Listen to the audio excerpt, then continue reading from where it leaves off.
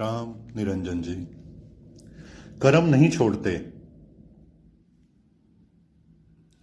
हमारे कर्म कभी भी हमें नहीं छोड़ते। कर्मों का हिसाब किताब बिना हम इस संसार से भी नहीं जा सकते, चाहे वह कोई भी जीव हो। जब तक कर्मों का हिसाब नहीं होगा तब तक मुक्ति भी नहीं होती। अगर आपको पता हो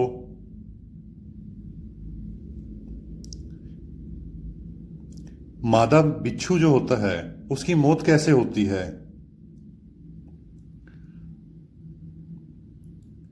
माँ बाप का दर्जा बहुत ऊंचा होता है, परंतु माँ बाप को भी बच्चों के साथ या अपनी उम्र के साथ थोड़ा सा चेंज करना चाहिए। परिवर्तन जरूरी है। मादा बिच्छू की बात हुई थी।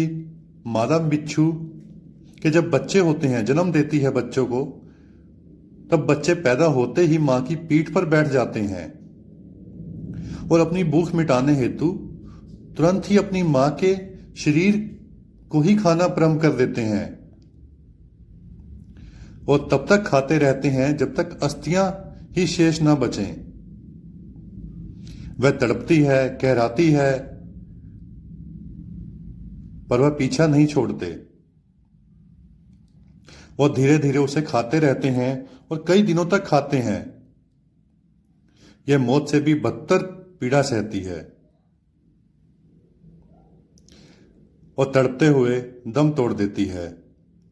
मादा बिच्छू की मौत के बाद उसकी पीठ से तभी वो नीचे उतरते हैं।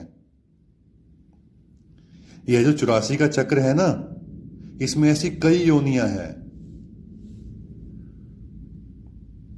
इसी कारण इसे भवसागर को अगम और अपार कहा जाता है कि जो भवसागर है अगम और अपार है।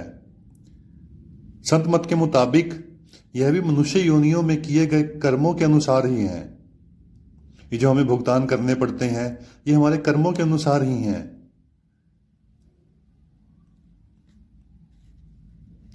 इंसान जो है मनुष्य जीवन में आके जो भी कर्म करेगा, जैसे भी कर्म करेगा, उसका भुगतान उसे करना ही पड़ता है।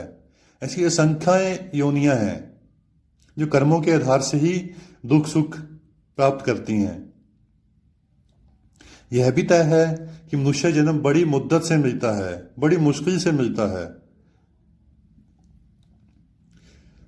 ये जो आप देखते हैं आवारा जानवर घूमते हैं इधर उधर,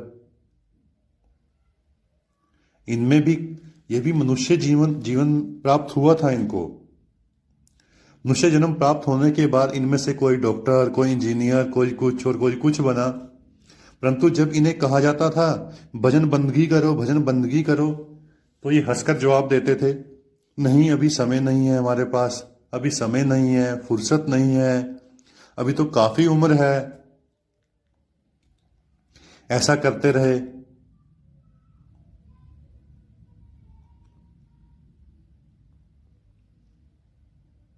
ऐसा करते करते समय बीतता गया। फिर जब मनुष्य जन्म हार गए, बंदगी नहीं की, तो पशु योनि में आ गए। तो अब इनके पास समय ही समय है, आवारा घूमते रहे। कोई धुतकारता है तो कोई फटकारता है। कर्म जो होते हैं ना, बहुत रुआ देते हैं, किसी को भी नहीं छोड़ते। पर जो हरि नाम का भजन है ये कर्मों को धो देता है। मनुष्य को चाहिए अपने खातिर अपने आप को समय दे, भजन बंदगी करे ताकि कर्मों को धो सके। परंतु हम कहते हैं समय नहीं है, समय नहीं है। समय क्यों नहीं है? समय तो है, पर हम मन को नहीं मना पाते। भजन बंदगी करें। हरि नाम का भजन कर्मों को धो देता है। भजन बंदगी करें, यह कर्मों को धो देगा। आवारा जानवर की तरह नहीं घूमना पड़ेगा। अपने आप को समय दो, अपने खातिर समय दो। राम निरंजन।